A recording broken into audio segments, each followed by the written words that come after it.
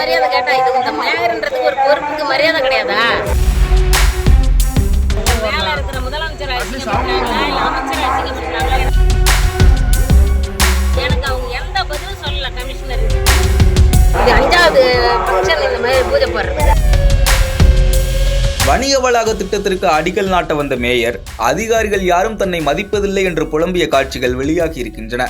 எப்பயும் போலதானே ஒரு சரி ஏதோ ஒன்று நடந்துடுச்சு, சரி தப்பு யார் பக்கமோ சரியோ ரைட்டோன்னு நான் தண்ணி தெளிச்சுட்டு எல்லார்கிட்டையும் அனுசரிச்சுட்டு போறேன். மேயரை அசிங்கப்படுத்துகிறீர்களா அல்லது மேலே இருக்கும் முதலமைச்சரை அசிங்கப்படுத்துகிறீர்களா என்று அடுக்கடுக்கான கேள்விகளை அவர் எழுப்பியுள்ளார். மேல இருக்கிற முதலமைச்சர் அசிங்கப்படுறாங்களா இல்ல அமைச்சர் அசிங்கப்படுறாங்களா? கடலூர் மாவட்டம் மஞ்சக்குப்பம் மைதானத்தில் வணிக வளாகம் கட்டும் பணிக்காக அடிக்கல் நாட்டு விழா நேற்று நடைபெற்றது. 2.5 கோடி ரூபாய் மதிப்பீட்டில் கட்டப்பட இருக்கும் இந்த திட்டத்திற்கான அடிக்கல் நாட்டு விழா ஏற்கனவே திட்டமிடப்பட்டு அதிகாரிகளுக்கும் அழைப்பு விடுக்கப்பட்டுள்ளது. அடிக்கல் நாட்ட சரியான நேரத்திற்கு வந்த மாநகராட்சி மேயர் சுந்தரி அதிகாரிகள் யாரும் வராததை கண்டு டென்ஷன் ஆகியுள்ளார். அதிகாரிகள் யாரும் தன்னை மதிப்பதில்லை, யாரை அசிங்கப்படுத்த இப்படி செய்கிறார்கள், என்னை அசிங்கப்படுத்தவா, மேயர் என்ற பதவியை அசிங்கப்படுத்தவா அல்லது தமிழக முதலமைச்சரை அசிங்கப்படுத்த இந்த வேலையா என்று உடனிருந்தவர்களிடம் அதிருப்தி தெரிவித்தார்.